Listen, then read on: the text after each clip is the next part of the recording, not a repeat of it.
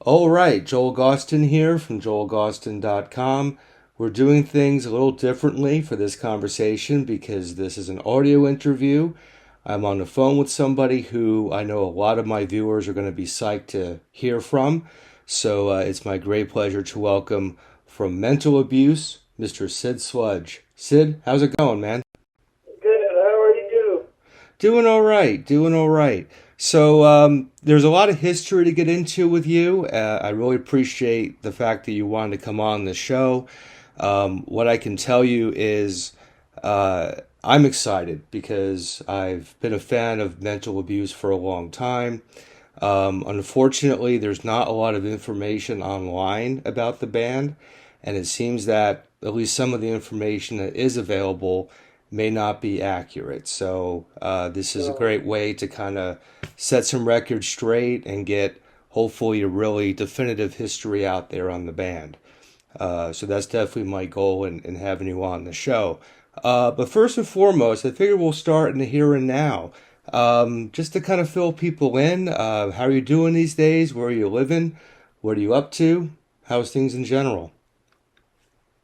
Oh, well, I'm all right. I mean, I drive a truck, and I live here in Delaware. You know, um, but, that's about what all I do.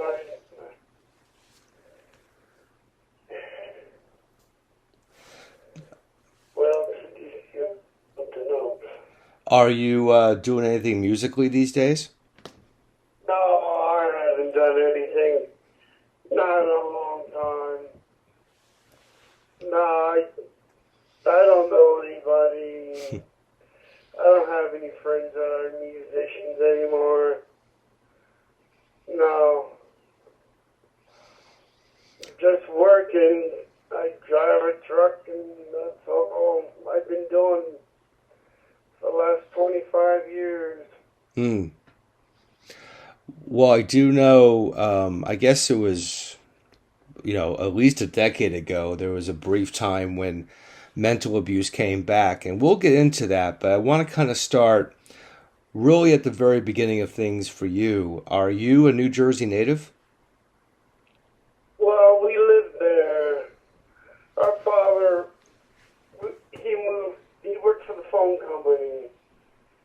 Our family came from Western New York, but I never lived there. So he lived in Buffalo, and then from there he took a job. He lived in Virginia. That's where I was born, in Washington D.C. Hmm. and and we lived there in the '60s. So in the early 1973, we moved to New Jersey. We took a job in New York City. So the family moved a couple times. Hmm. But basically, yeah, I did. I grew up in New Jersey. That's where I went to high school. You know, What part of Jersey would this have been? it would have been like the northern Morris County, up where Route 80 goes through the state. Yeah. You right there, like west of Newark. But east of the Delaware Water Gap. Right, right. So like in the center.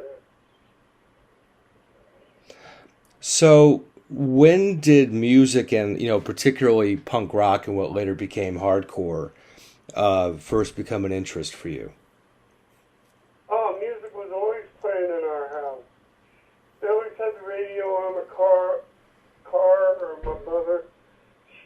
We, everybody had them, those big gigantic record players with the radio and all that. What do they call them? The console. You see the big massive. You put the record player in there with a radio. You always play the radio. You hear all this music from the '60s and the early '70s. It was just like there was always music on in our house.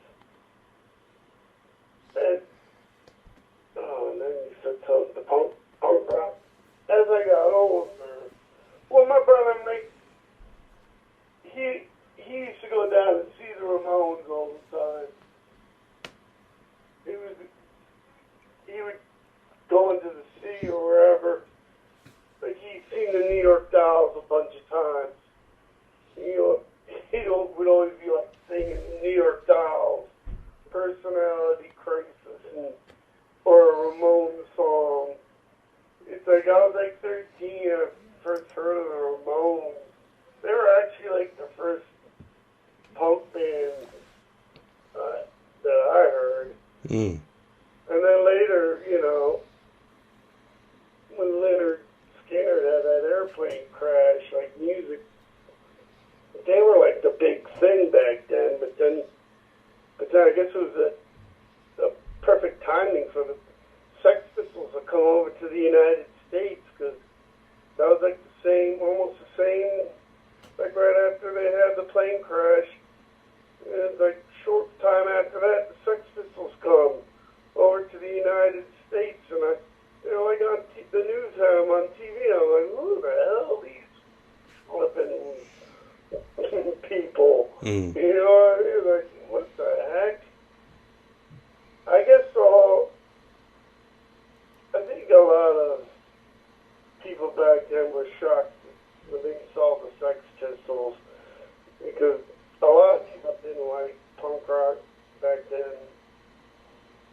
And I don't know. I really didn't. When I first listened to that record, never mind the Bullocks, Sex Pistols, I didn't know what to think of it. I was like, what the heck is this? But then I listened to it a couple more times, and I was like, that's just rock and roll. Right. It's raw. I mean, really. But I think it was just the way they dressed and the way they acted. It was really a shock to people back then. So, I don't know. well, how long was it after that exposure to the Pistols that you started doing music yourself? When did you actually? Oh, yeah. That was like a few years. I guess around when I started high school in 1980, there were these other kids that they were already listening to all these other groups, like the Dead Boys and all the music in the 70s. But then around that time, the Dead Kennedys, that album came out, Fresh Fruit for Rotting Vegetables. Right. Around 80 it's like when I started high school. And that's how I met Dave Jones, through these guys, because they knew him. And that's basically how I started doing music. He had this group called Jungle Rock, and he had to do a couple shows. So, he asked me to sing. I forget. It was me, Dave, and this guy, Stewart, and all they did was play the bass drums, and me singing. Hmm. And that's, I don't know, that's how. And then the two kids that I went to high school with, Sean and Chris Rogers, they started the out group. And then I got involved with that, and Dave was playing the drums. Now, how long did the out group last? Because I know there are some recordings online from that band. Oh, I don't know. A year or so. They did. They went to Morristown. And they went to some recording studio. Although I didn't sing on any of that. If you ever hear me singing with the out group, it was all like recorded off a tape recorder, a basement tape. But any like professional, they did record something. That was Sean singing. Okay. I guess, they didn't need me to sing anymore. So, you and Dave Jones, who was the drummer in Mental Abuse, obviously you guys moved on, to do the next band, which would have been Mental Abuse. And from what I understand, that band started in 82. Does that sound about right? Yeah, that sounds about right. Yeah, 82. Early 80. I couldn't tell you what month. But, Dave wasn't like the first drummer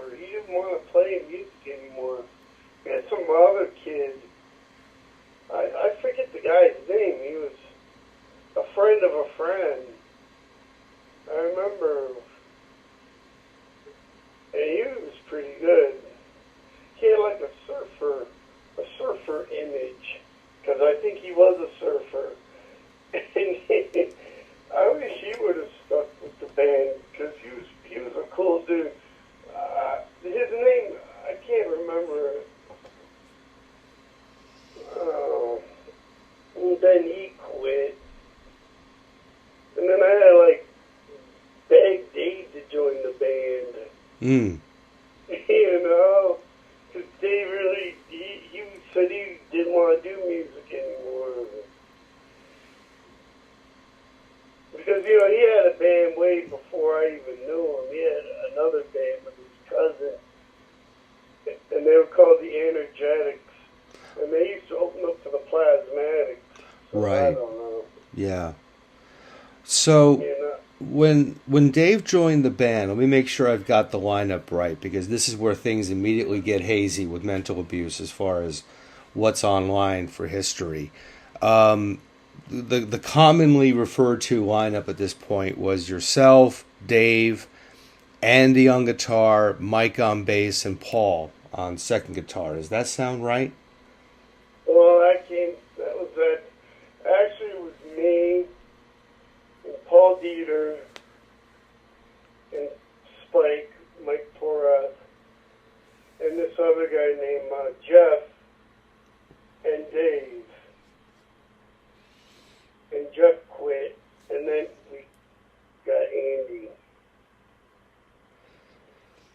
That was the original. Because when I originally put the band together, it was me, Paul Dieter, and this guy, Jeff. And I met him through this girl her name was Lori Gillum. And then she introduced us to Jeff. And it was the three of us. And then I was going to Votech school, and Mike, and we call him Spike, but his name was Mike. Mike said, I play the bass. I want to be in a band. So then it was me and Jeff and Paul and Mike. And then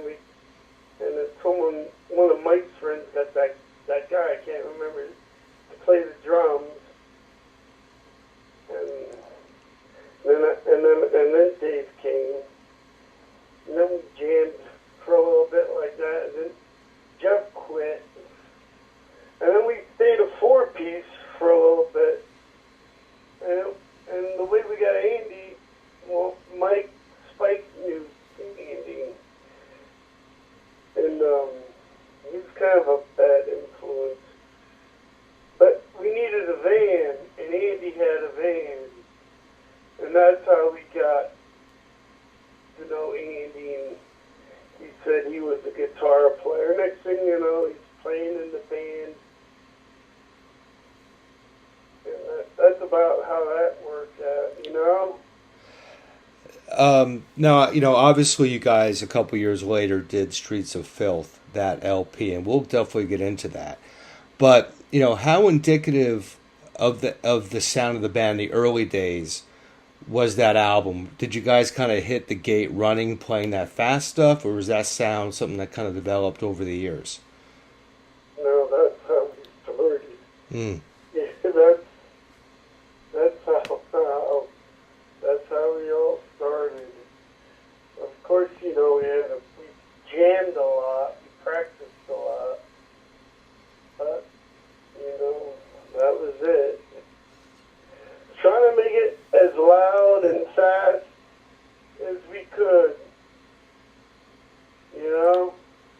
That was the goal. And I know, obviously, mental abuse, because I've seen plenty of flyers from that period of time. You were playing a lot of the classic spots of the day. A7, CB's, the Dirt Club in Jersey, the Show Place in Jersey. I think you even played Danceteria, from what I understand. So you were playing these places that a lot of the bands that, kind of comprised that New Jersey hardcore scene were playing. So we also played the Anthrax Art Gallery. Excellent. I like playing in Connecticut at the Anthrax Art Gallery. I wish that place would have kept going. Mm. That place was all right.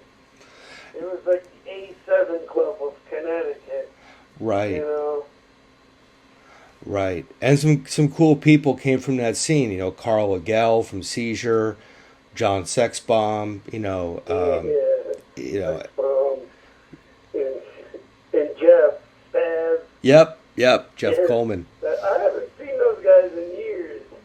They're around. They're around. Sexbaum and Carl have been on the show in the last year, so I'm happy. Oh, that's cool. Yeah, and Jeff, I'm in touch with. I'm happy to say all those guys are doing really well, and What um, are they, like corporate CEOs of big businesses?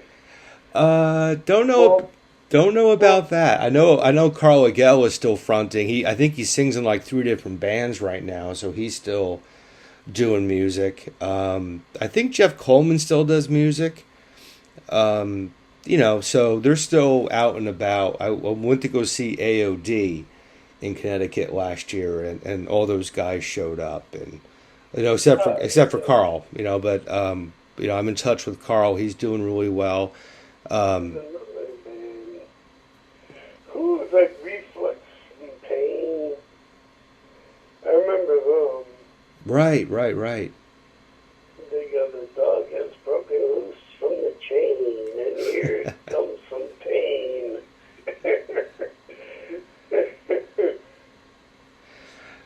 And I know obviously you guys played New York quite a bit.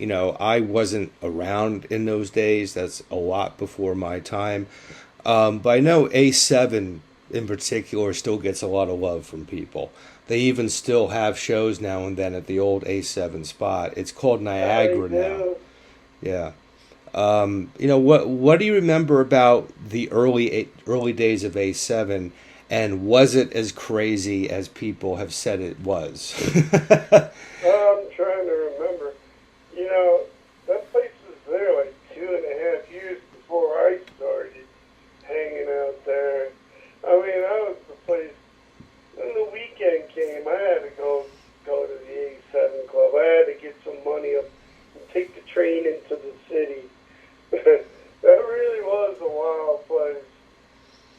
I mean, good times. I Yeah. mean, it's a long time ago. That old A7 Club. Yeah, and it's amazing how many people from that era are still around. Stigma's still playing shows. I just saw him last week. Isn't Um, he like really big now? Big physically or just Like reputation wise? famous, like popular. Yeah, all those guys, Roger, Vinny, they've done really well for themselves in Agnostic Front, and they still play. They're still touring all the time. Vinny What other just, bands are still around from back then? Like Murphy's Law? yep, Are they still a band? yeah, yeah. Jimmy's still doing it, sure. I can't think of any. I know a lot of bands that broke up that came from there, like Killer Instinct and, well, I don't know. What about Reagan Youth? That was like the first band I ever saw. Was Reagan Youth at the A7 Club. Hmm. Reagan Youth. And the Mob. There was a band called the Mob. Yep. I think the one guy passed away last year. It's hard, it's hard to, I can't keep up on all this, you know what I mean? Yeah, yeah. I know Paul Cripple from Reagan Youth passed away fairly Which one was, recently. which one was Paul Cripple? He played guitar in Reagan Youth. Oh, he was the other guitar player. Yeah, yeah. He'd always wear a bandana and stuff. Yeah, because Reagan Youth came back. He was like one of the original members. Right. Like Yeah. So Reagan Youth. I don't know if they're going to continue or what, because when I saw them, this goes back to like 2008. Paul was in the band. They had a different singer. I think Al Pike was still on bass. And Okay. one of the early drummers. I'd have to see these people. It's like I was Yeah. It was hard for me. Yeah, I mean, there's plenty of people still around. I just talked to Harley a couple weeks ago. He came on the show. He's still doing the Crow mags. Jimmy, cause Oh, he is? yeah, yeah, I heard something like there's two Cro-Mag bands now or something. yes, there is. Well, no, that's not accurate. There was. There was. Yeah, now it's just Harley. That's, okay. Yeah, Harley sings and plays bass, and he's got different guys backing him up. But there was a time when it was Harley doing the Crow Mags, and then JJ, John Joseph, had his version with Mackie. Lawyers did the lawyer thing, and now it's Harley's band. So that's all I know. I don't know. Yeah, it gets crazy, man. New York hardcore's it's a trademark thing now. It is? Well, I mean, as far as the bands, some bands have to do what they have to do to keep the business going, and but not getting into any of that because I don't have any of the fine details. But but Harley's still alive and well. Drew Stone from Antidote still sings. He has a band called Incendiary Device. There's a lot of people from that era who still do music, or at least come out to shows, And of course, A7/Niagara, that's Jesse from Heart Attack. So, they're Heart Attack. I remember Heart Attack. yeah. Yeah. That God is dead. God is dead. That's right. I Yeah. still got that record. I got it somewhere. Hey, you might be able to buy a house with it these days. Why? Maybe it's worth. Yeah, it's worth a couple bills, I'm sure. I like to collect my records. Yeah. Speaking of records, we gotta get in the Streets of Filth, which, if I'm correct, that's the only Mental Abuse album that was released. Is that right? Yeah. Okay. That's it. One record. That was it. Okay, because I heard rumors there was a second one, but I couldn't find anything to back that up. So. Yeah. No. Well, a few years ago, we were going to make a single, but didn't work out. Well, you interviewed, Tommy? Yep, Mr. Southard, who's been on the show. Hello, Tommy. And yeah, thank you for mentioning Tommy. I wanted to thank him for hooking us up for this conversation. So thank you, Tommy. Appreciate it. And we had our mental abuse going there a few years back. Yeah, well, let's stick on that for a second, and then we'll go backwards, because, that's a whole interesting thing, because I'm not the first person to tell you this, I'm sure, but for many years, the popular belief, at least up in, like, Jersey, New York, was that you were dead. And Really? Who started that? that's a good question, man, but I know for years it was kind of commonly assumed that you had passed away. I know, my sister told me one day. And I was like, what the hell? She goes, it's on the internet. And I don't even own a computer, so I don't know anything about the internet. Well, you're better off. What, isn't the iPhone the internet? No. Yeah, I mean, you can get the internet on the iPhone, sure. But I remember it was just, when I was coming up in the scene, again, I'm a little bit younger, so I didn't hit the ground running until the late 80s, early 90s. But it was always just a given fact that you had passed away. Obviously that's not true because I'm talking to you, which is good. Right. But so let's kind of stay on there, because that was the prevailing belief. And then around 2011, 2012-ish, with Tommy Southard on guitar, you come back and there's a new version of Verbal Abuse out there. So what kind of led you to start playing again? Mental abuse. A lot of abuses in this scene. Sorry. Was that his band, Verbal Abuse? I don't know. Verbal abuse is Scotty Wilkins. Hello, Scotty. My apologies. Mental abuse. I've heard of Verbal Abuse. You Good might have band. done some shows with them. It's possible. They're a Frisco band. We're a Frisco band. They're West from Coast. California? Yeah, yeah. Maybe we didn't. I thought they were from New Jersey. No, they weren't. I remember hearing the name before. Yeah. I may have seen them. I know I had a flyer that said Verbal Abuse on it. Because I used to collect flyers like left and right. It's You know what I mean? well, I knew I was going to do that at one point 'cause it gets sticky, man. There's mental abuse, there's verbal abuse, then there's mental decay, and I've had guys from all. Oh, that's Tommy's band, Mental Decay. Yeah, and I've had all you guys on. I knew I was going to fuck it up at some Or point. is it Social Decay? There's that too. That's Tommy's thing. But there was a Tommy in mental decay too, Tommy Kaprowski. It's a lot to keep track of, man. I knew I was going to bungle it at some point. But anyway, so you come back with mental abuse, about a decade or so ago.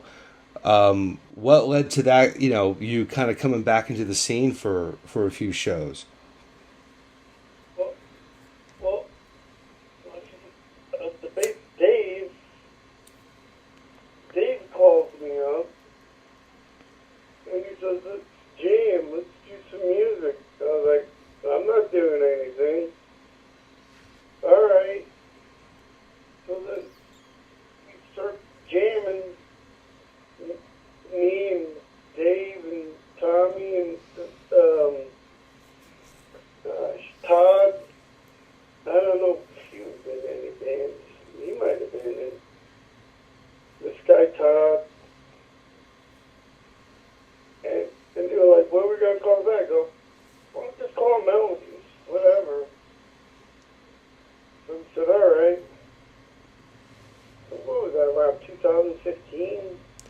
2014? Yeah, that sounds about right. And when you say Dave, do you mean Dave Jones? No, Dave. Oh, he was in the band with Tommy. Oh, okay. Dave, what's his, I forget his name, man. I can't remember people. Oh. I think he was in a couple bands with Tommy. Who's probably in Solace with Tommy, if I were to No, guess. it wasn't Sludge. It was one of those hardcore bands. Oh, I don't know. Probably Social Decay to make it even more complex with the words here. Probably. And Todd, he used to hang out in all the shows. Todd, shoot, I can't remember his last name. He lives over there in Jersey. We were jamming. We just couldn't get any shows, huh? Nobody was interested. You know what I mean? It's hard, I guess. I guess they forgot about us. Well, They tried to write all new material and everything. it got kind of weird because there was a time before then, I remember very clearly, there was a version of Mental Abuse playing out with Jones playing guitar and singing under the name Mental Abuse, which was probably a little bit earlier than that. Oh, yeah, and that guy Dave, I think, was playing bass for him. Dave, how come I can't remember people's last names? I have bad memory. Me and names. Yeah, I heard about that. But, because Dave told me about that bass player. Yeah. I don't know, that's what Dave, I guess. Was it any good? I never heard of it.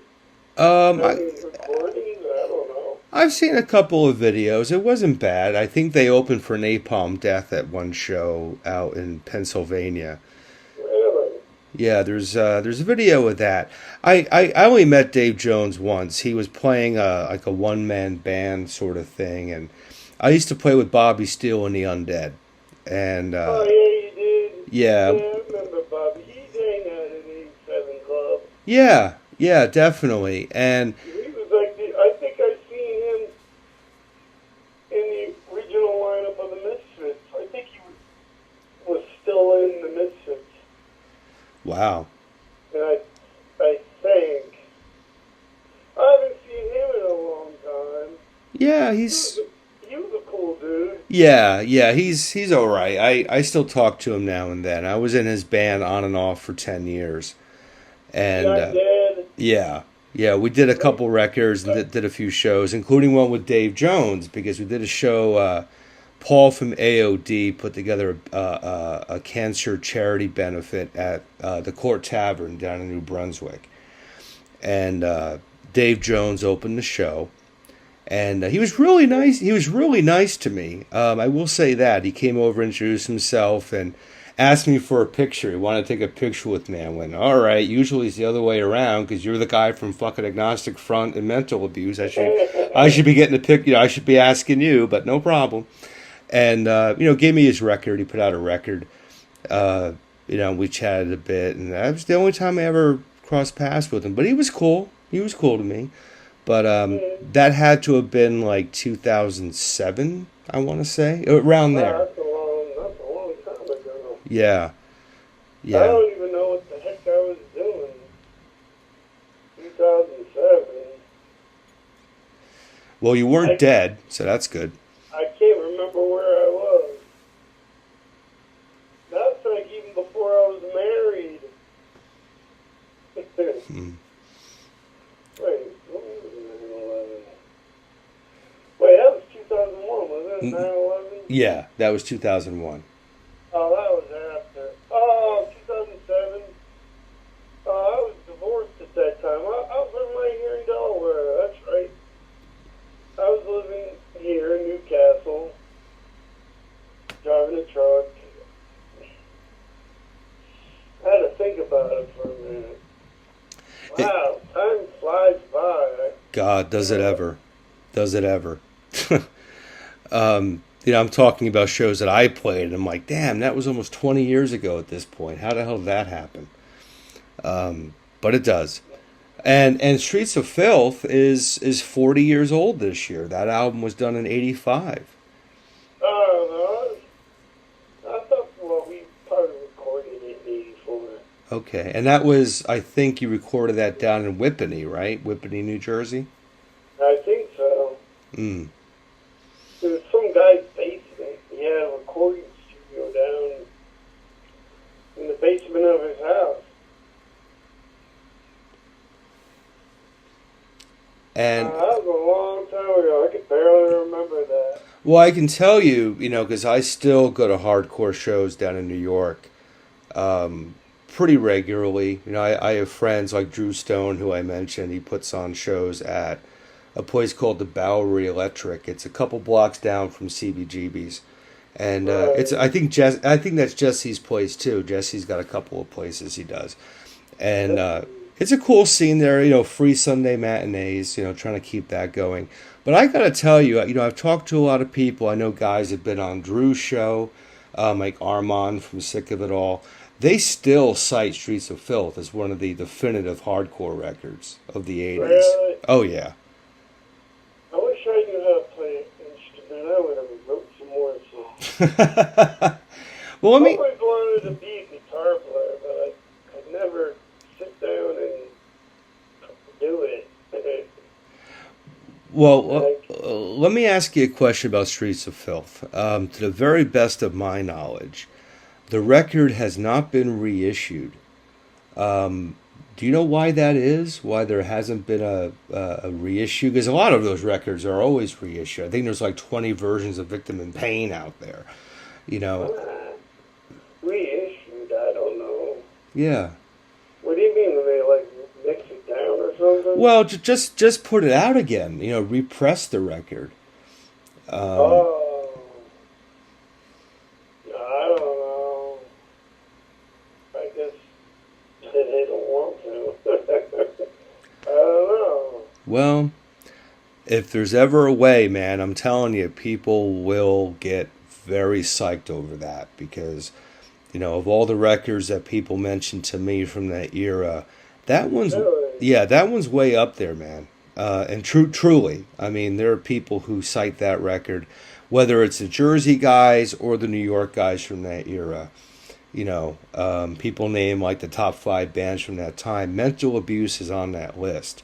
So hopefully Wow. someday, man, it's the 40th anniversary. Now would be a good time to do it. So hopefully someone I listening can make it happen. don't know. I don't have the master tapes. I Mm. had a master tape. It got lost. Hmm. Hmm. Yeah. Maybe there's still a way.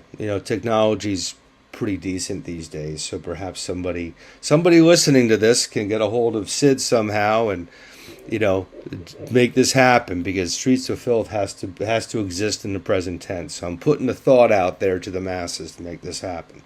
Uh-huh. But that leads to what we were talking about earlier, the whole Sid is dead thing. Verbal abuse. Here I go again, verbal abuse, but mental abuse. Really? Mental abuse kind of wound down by 85, 86, right? That was pretty much the end of Yeah, things for a it long got time. harder and harder to get gigs. It did. It really was. I mean, things were like drying up, and I don't know. See, once CBGB shut down and A7 Club was no more, yeah, things got hard for us finding gigs and stuff. Mm. Then Dave quit. And then we had Billy Psycho. We did a bunch of shows with Billy Psycho Mm. on drums. And that was pretty wild. I can imagine. Billy Psycho. Who's still around, by the way, Billy Psycho. He lives in upstate New York. Mm. And you didn't do music for a long time after that, right? You kind of dropped off. Yeah, kind of just, I don't know, I didn't do anything. I didn't, like I said, didn't know anybody, no musician friends at all. I was like living out in New Jersey, out in the barren wasteland of Morris County, Mm. just riding away. I was crawling through the mud. As one does. Yeah, just wasting away. Oh, God. Well, like I said, you did those shows a few years back with Tommy Southard and those cats. Um, all these years later, do you see yourself doing music again? I don't, I don't see it. I don't know anybody. It's like, I'm busy. I got a job. I drive the truck. I go out all week. It's like I really wouldn't have any time. How would I do it? Hmm. I bought this house here. I gotta pay for it. I got bills now. Right. I paid for my car. The car's paid off. That's a good thing. Trying to save money for when I can't work anymore, if you want to call it retirement. Right. Right. You know what I mean? Trying to put money, trying to grow my money. I don't know. No, I hear you. I hear you.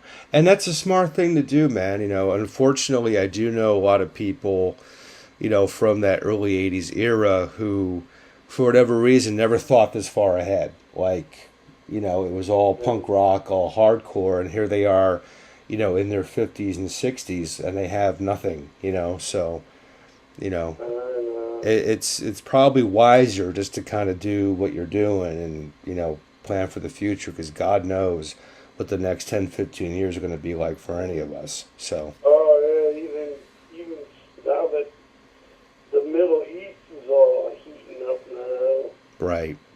and they don't like us, those Iranians. Who knows what's gonna happen? You know, these are some strange times we're living in. You know that? You got like socialists want to take the country over, and I don't know. I don't know what. Really strange. Yeah. Things are happening. And it doesn't. I don't know. It doesn't feel good. I'm kind of worried. Yeah. Yeah. It's definitely an interesting time. You're better off not having a computer and living in Delaware, my friend. You don't. Really? Don't get mixed up in the online stuff because it rots your brain. I Everybody. got the iPhone and I pay month to month. Right. I don't have a plan. I see some of this stuff for like a couple weeks at a time. Right. Right. I got an iPad, but I don't have a. That's a computer, right? Yeah. Yeah, but I don't have a plan. I tried to get a plan once, but they lie to you about how much it's going to cost you. It's like, oh, it's only going to cost this much. Then you get the first bill, and it's like, what the hell? Yeah.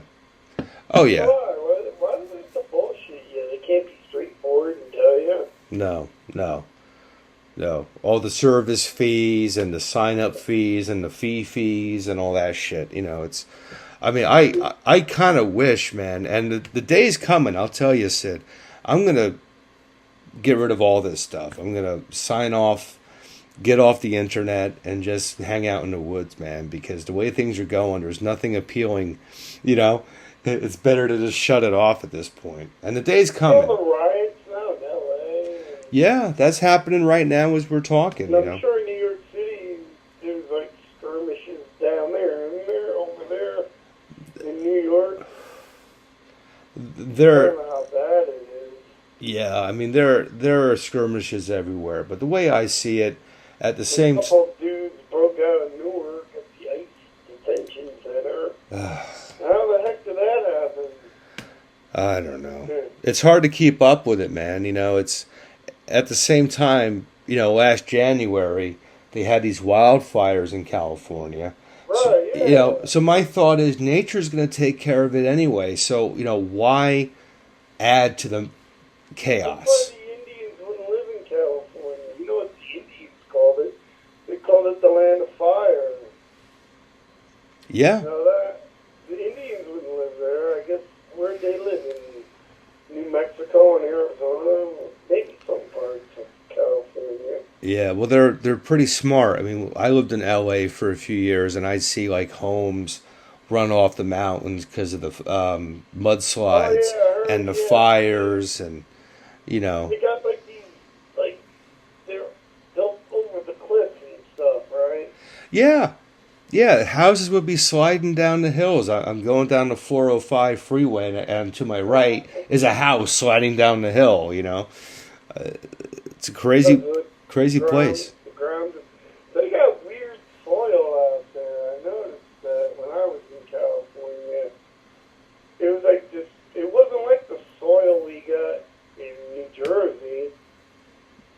You know what I mean? The soil's like weird. It's like rocks and sand. Right, right. Yeah. Well, I mean, California in particular. I lived there 20 or so years ago. I wouldn't go back today. Between Really? Yeah, I mean between the homelessness and the unrest and the cost of living is out of control. I heard Um, it is expensive. oh, it's nuts. It's nuts. I know people out there who, are older than I am. Living with five roommates to just make it happen. And it's like I don't want to do that at my age.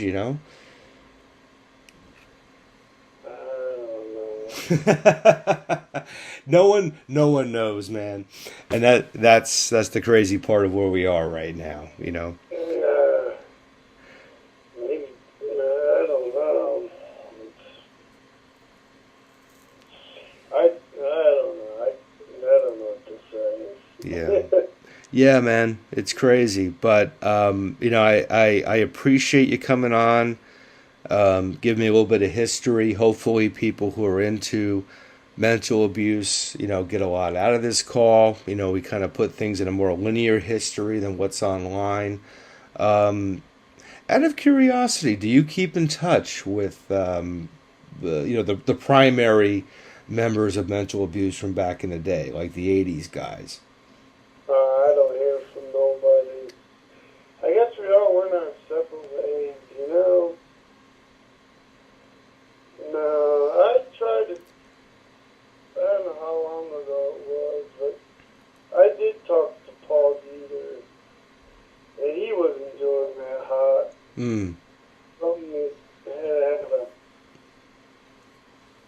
a kidney transplant or something. Oof. I don't know. Yeah, it's like I don't hear from Dave or Andy. No. Well, if anybody's out there from the band and hears this, my contact information will be in the video. Drop me a note. I'd like to hear from anybody else from the band and, celebrate mental abuse and their history in the scene. I think it's an important band. And like I said before, Streets of Filth is a very important record for a lot of people. It's I hope that gets repressed someday in some way, shape, or form. Otherwise, it is available online. People can listen to it on YouTube. If you haven't heard it, I would definitely recommend it. It's up there with the other classics of the era. And Syd, man, I just want to thank you for coming on and being a part of the show and having a great chat with me, man. I appreciate it. All right, son. It was great being on. You know, you didn't want to talk about anything else. That was it. I think we're good, unless there's something that you'd like to add. Not much. I wish I could have done more. That's about it, you know. Wish we could have made another couple records. Yeah. Oh, well, that's the way it was, you know. At least we made one good album. Yeah, right on. At least. You know, it's like, I wish it could have gotten further, but that's as far as we went. Hey, man, there are a lot of bands who put out 20 records that are garbage. You didn't do that. You put one out, but goddamn, what an album. I know we did it all ourselves. You know, I don't even think, well, we call it Journal Records, but it wasn't really a record label. You know what I mean? Well, I mean, you guys did stuff. You did the comp as well. Oh, yeah, something happened with that. I forget. People were mad about that. Yeah, and Ignacio Front was on it. That's Yep. right. Yep. And Yeah. this girl, Stacy, she was a drummer. Her band was on it. And I think, was it the Spaz's band on there? Yeah, Seizure was on there for sure. Yeah. Yeah. Yeah. I don't even have a copy of that record. So I can't even remember who was on it. You know what I mean? Yeah. Well, and All I remember it was supposed to be a blue vinyl record. I never even got a stinking copy. I don't have one. And that comp for the listeners called Message to America. Yeah, that's it. Message to America. Hardcore is coming of age. Right. And what's interesting about that for like the Agnostic Front fans who are listening, that version of Agnostic Front on that compilation, I'm pretty damn sure, is the only recordings with Petey Hines on drums. Of course, Petey Hines from Murphy's Law. He was later in the Cro-Mags. And I think he was in a band called Handsome, too. Yeah. Is he still around? I haven't heard anything from Pete Hines in a long time, and I don't hear anything from him anymore. Well, he doesn't come up on any of these other podcasts or anything like that. So that's a good one, though. I'll have to see if he's out and about. Drew would know. Yeah, Drew would know. yeah, Drew would definitely know because he's really tied into that whole scene. But they all live in New York together. Yeah, I don't know where he ended. That's a good question. I know most of the Cro-Mags are still around. Paris is doing records with his band. He has a band. What are they called? His band is called the Agros.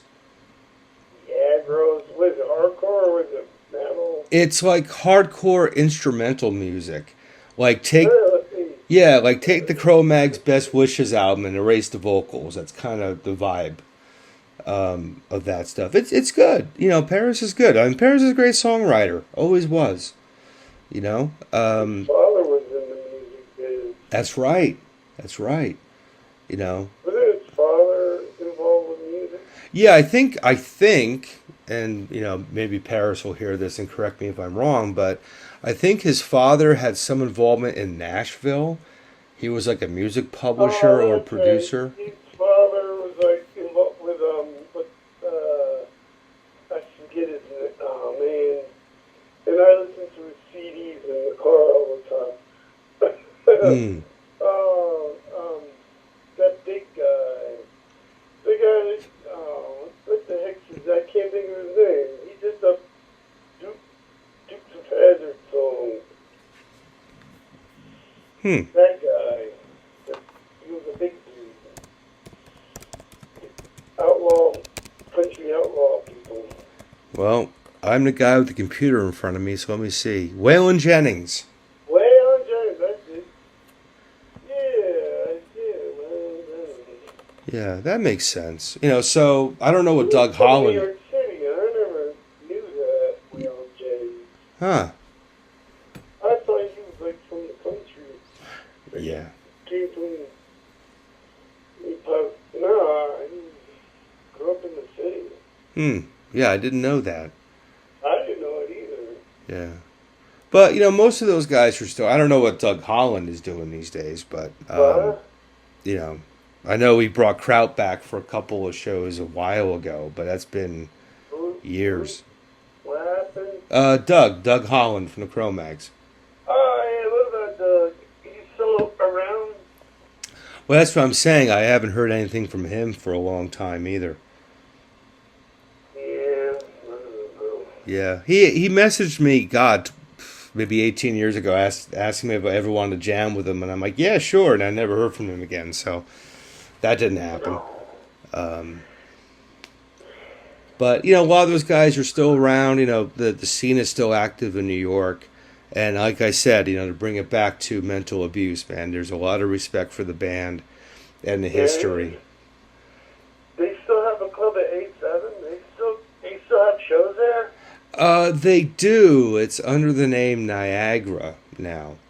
But I actually haven't made it down there. I was going to go a couple months back and just something came up and I couldn't make it down. But they do shows there every so often. From what I understand, it's more or less the original spot.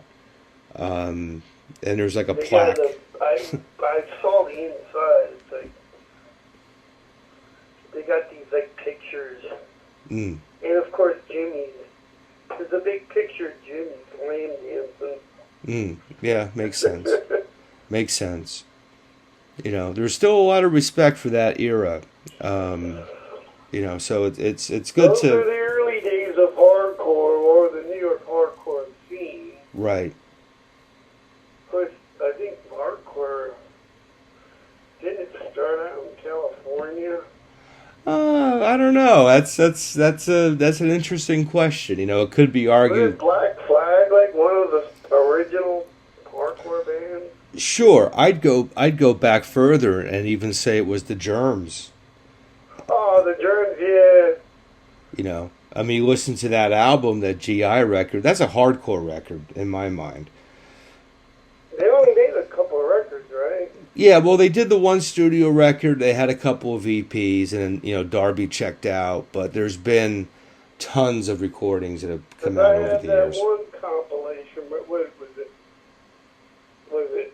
I forget, the one for that movie. They made a movie. Right.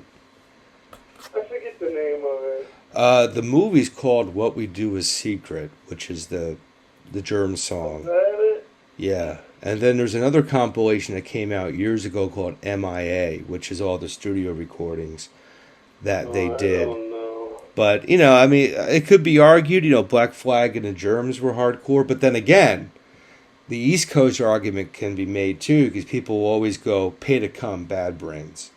Oh, That's a yeah. hardcore record. Well, when did they start getting? Because that was another band that I used to always go see in New York was the Bad Brains. Right. I would go to that other club. They don't have the one on 14th Street. I forget the name of that damn place. I'm sure there's someone listening to this screaming the name into the video right now, but I can't think of it either. I wasn't born yet, guys. We would go and it would always be like the Mob and the Bad Brains. I remember and some other New York hardcore bands. Ah, God, I can't remember that place. It was off of 14th Street, or it's still there, but they say you gotta be a big act to play there now. Oh,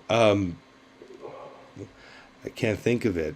Somebody in the comments put the name down and give me shit for not being true to my Man, information. I remember I'd go over there and see a lot of hardcore bands. Not Irving Plaza. Irving Plaza? No. Irving Plaza. Oh, there you go. That's it. Redemption. Yes. Okay. I heard that you gotta be a big name and draw money to play there now. Yeah, it makes sense. I've only seen big acts there, so. At Irving Plaza. Yeah. I've never seen like hardcore type stuff there. It's always been like a big band. Andy Kelp went to see Joan Jett play there. Mm. And she was opening up for Jerry Lee Lewis. Wow. And he was like, Joan Jett came on and played her set, and that was it. And then Jerry Lee Lewis, they waited like all night long for him to start. People were leaving, he said, and he was leaving, and it was like 1 o'clock in the morning.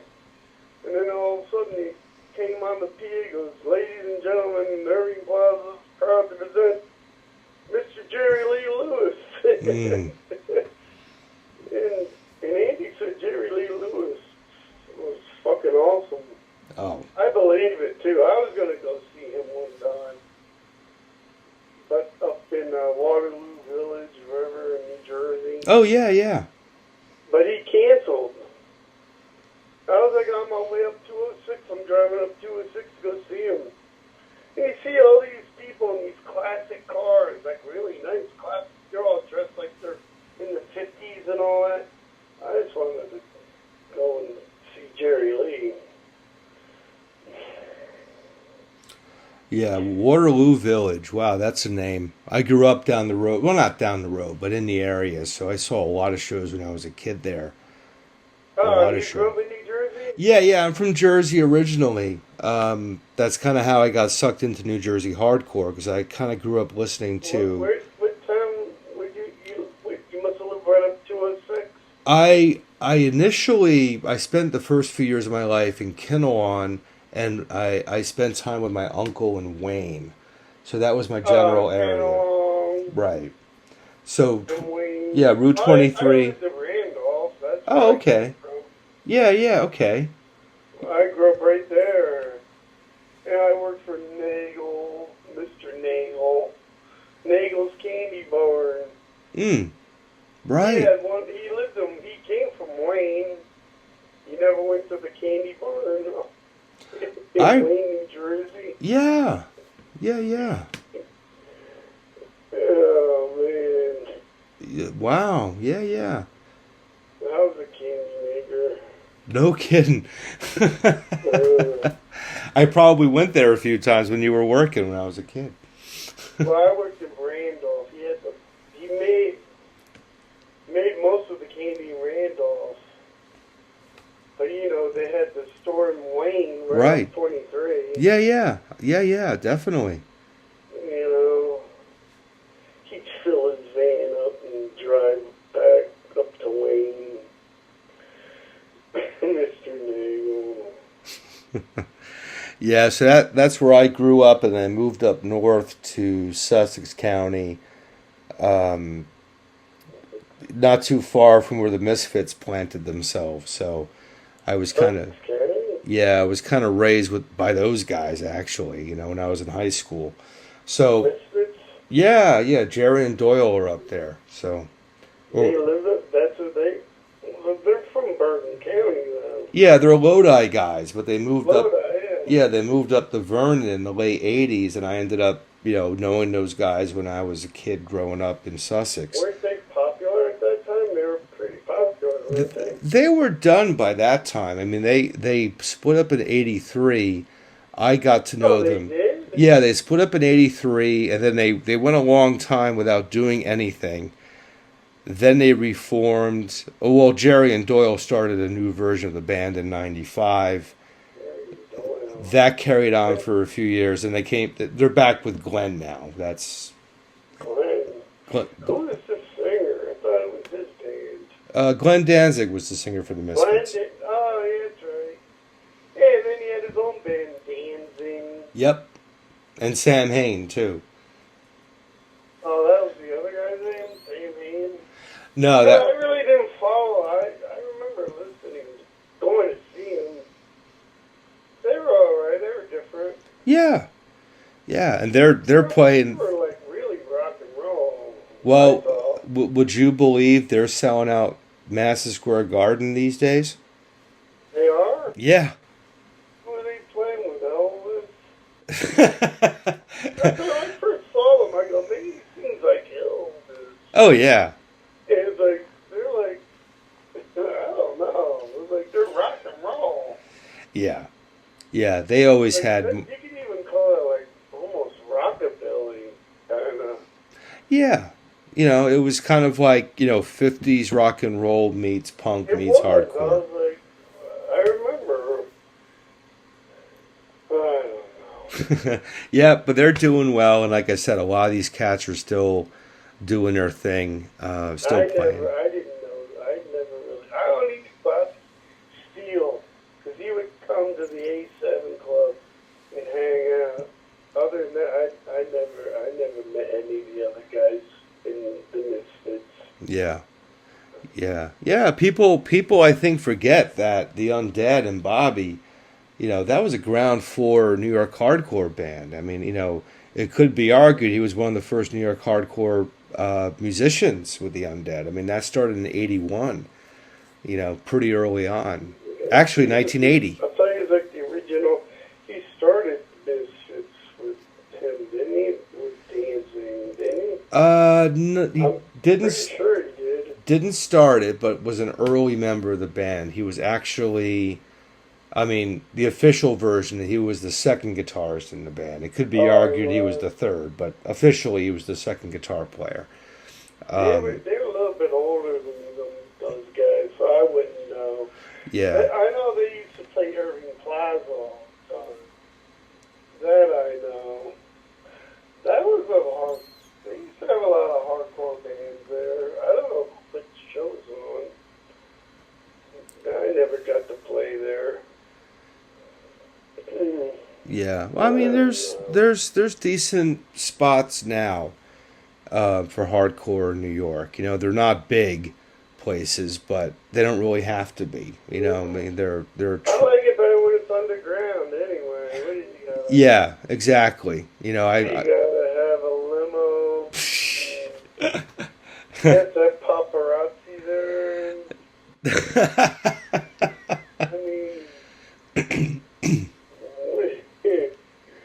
what do you gotta have? I don't know,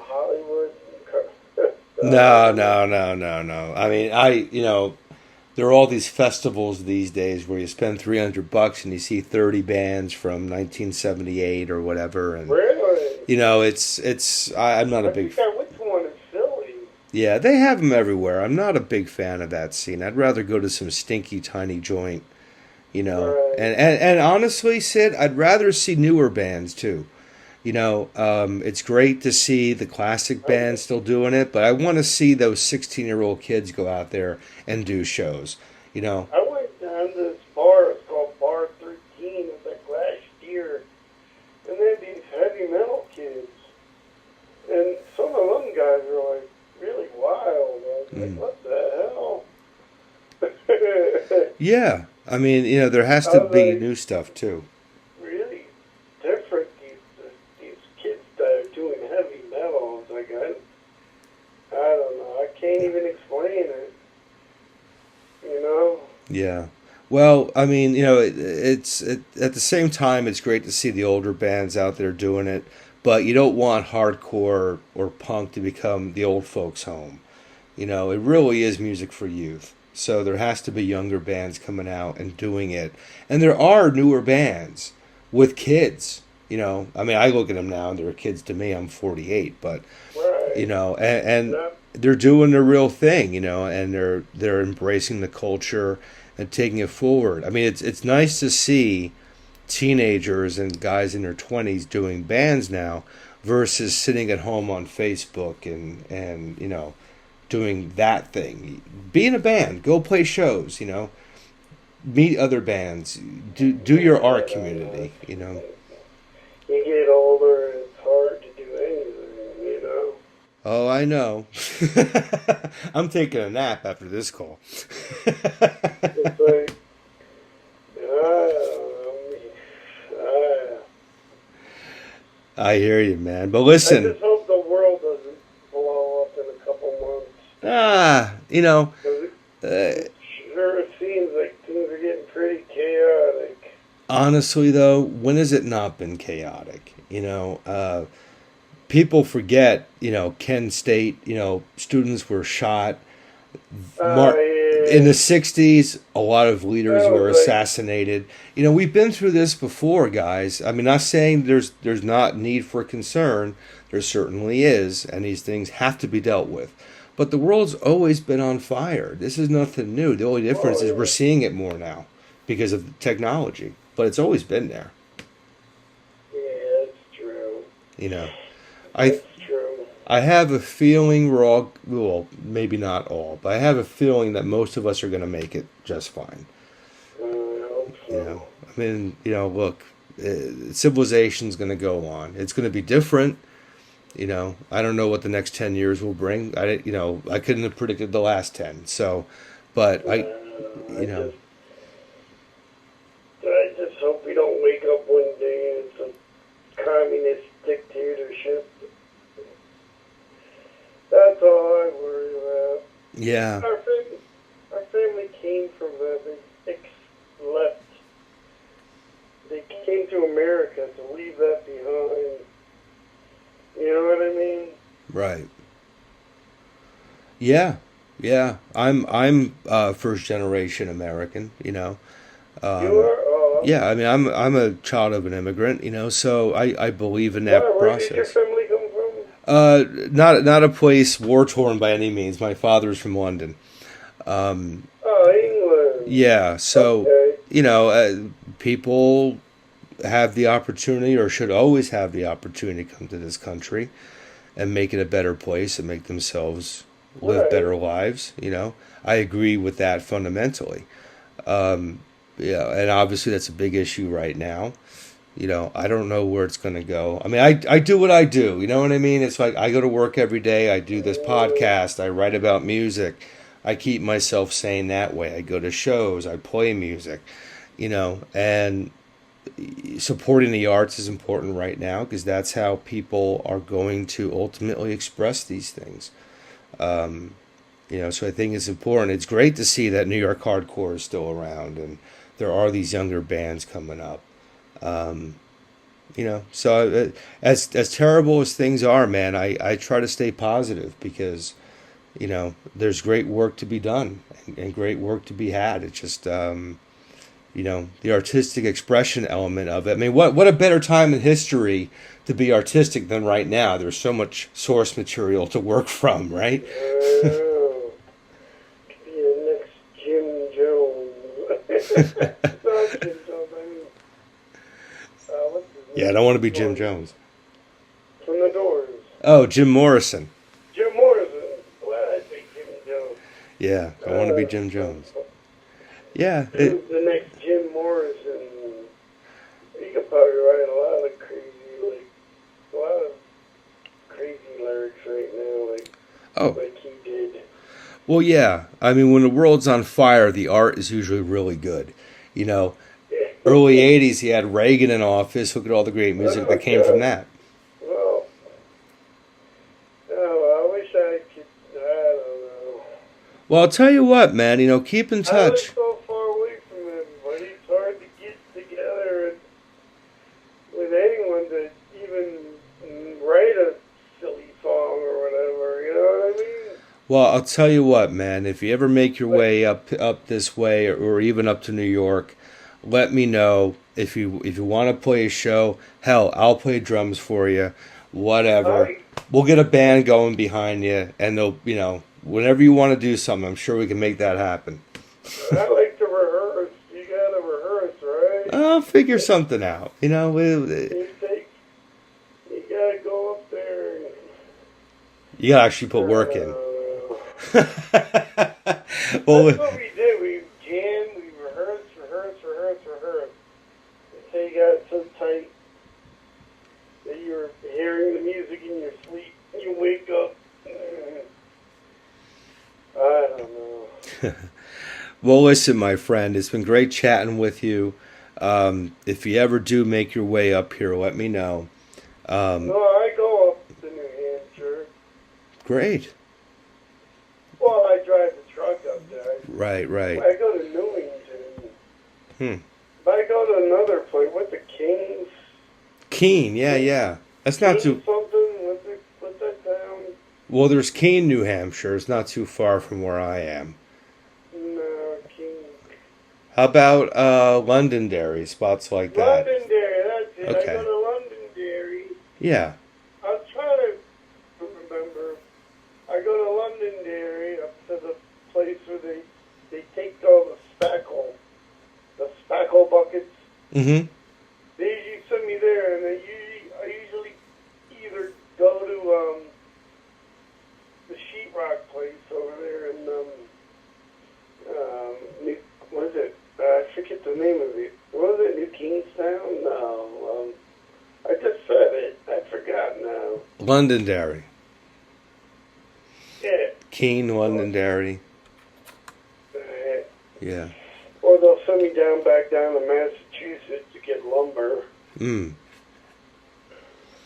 Yeah, well, when you're hitting the 93 again, you've got some time, let me know. We'll see if we can meet up, because I'm not terribly far from those places. Well, where do you live? I live in, I'm about a half hour north of Concord, New Hampshire. Concord? See, I go by there. Yeah. Concord? That's up in 93? Yep. See, I don't really... I know I see Concord. Oh, New Hampshire. Yeah. It's different up there. Yeah. It's different. Yeah, it is. Yeah, it is. It's like you're in the woods. Yeah, it's because we are in the woods. Yeah, it's the middle of fucking nowhere, man. Why do you think I do a podcast? Otherwise, I'd blow my head off being up here. There's nothing going on. There's nothing going on? I mean, there's little things. There are a couple of tiny venues that do some really cool stuff. What do they do up there in New Hampshire? I wish I knew. I've been up here 16 years. I have no idea what people do for recreation up here. I don't think they do much of anything. Really? I mean, the people are cool. I don't want to shit on where I live. The people are really cool up here. There's that Fox something mall. Is it the Fox Run or the Fox Chase Mall? Well, well, a lot of the malls up here are abandoned at this point. That's pretty That's much. right, because it looks like there's no business. No, man, it's And you can bring your dog in there. They go, dog friendly. Bring your dog in here. it's a weird place, man. There's not a lot happening with the arts. There are little tiny spots like there's like a cool indie theater in the area. There's a couple of really cool smaller venues that seem to have good things going on. But there's no coherent scene up here as far as music. So it's still Massachusetts for They me. probably go down to Boston, right? Yeah, you have to go down to Boston to see something or go down to New York. But this particular part of New Hampshire, not much happening. You know, so What about Connecticut? They don't have a hardcore scene? Connecticut's a little bit more active from my experience. You know, there's stuff going on down there, and I'm sure there's stuff in New Hampshire. I'm just not aware of it. But there's nothing. Because I usually go across 84 Mm-hmm. and then into Massachusetts. Yeah, I mean there are bands in Boston still doing stuff. That band Tree, Dave Tree, his crew, they're still playing. Some of the guys from Slapshot are still playing music. SSD guys are still, different bands now, but they're still playing. There's some cool venues. It's very expensive down there to go see a show because parking can be like $70 to see a hardcore show, and it's like, What? come on already. $70? Yeah, depending on where you go, man, it's expensive to go see a show in Boston. Or wait, to park the car? Yeah. Holy mackerel. I mean, that's like, the Fenway Park area, but, there's other spots like in Cambridge where it's a little bit cheaper. But, it's expensive to see a show. You I can't. used to go to Cambridge. I used to there's a lumber place. There's a big lumber place in Cambridge. Mm. The big, I guess a store, lumber store. Mm. I used to have to drive right into Cambridge. Yeah. It was a little tight, but, I mean, there are spots. There's the Middle East. There's the Paradise. There's the Brighton Music Hall, which is one of my favorite venues in the area.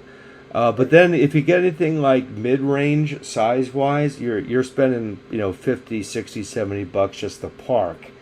And it's like, you really want to go see a show and have to spend $70 to park a car, I'd rather go to a show where I can go and buy the merch from the band and give them some money to get gas to get to the next show.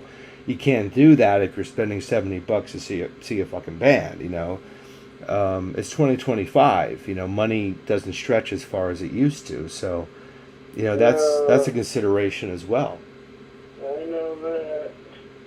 I mean, I go down to New York to see things now and again. It's a bitch, to get down there, drive through the city, park the car. I still do it because I'm a maniac, but there's a price tag attached to those things. You kind of have to be careful these days, So, but going back to your question about New Hampshire, there's not a whole lot happening up here, which is unfortunate, but it is what it is. Go skiing? Me? No, I don't go skiing. I mean, the people, it seems like they be skiing. Yeah. I mean that. Does it snow up there? I don't know. It snows like a bastard up here. It does. Oh yeah. You figure they'd be out skiing. Yeah, I mean there's that. Winter? Yeah, I mean people go skiing, but as far as like cultural stuff and like rock and roll and music, not a whole lot happens up here. We may get the occasional Dropkick Murphy show, they'll come through town. But otherwise, I'm hitting Boston to go see stuff because no one bothers coming up here. Aren't they a big band now? Yeah, they're doing well.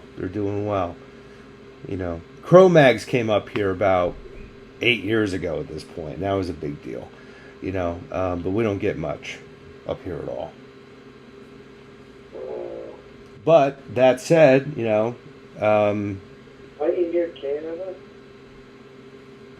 well, Hey, what's above New Hampshire? Geography time with Syd Sludge. Maine, I think. Oh, Maine, oh, okay. Tell you how much I know about Oh, anything. yeah, okay, Maine. And then Canada's above that. Yeah, yeah, I don't know, I used to go up into Maine. I haven't done that in a while. yeah. Well, maybe someday, man. But come to New York sometime. Let me know if you ever want to do that. I'm sure people would love to see you and chat with you and go through some Where of this would stuff.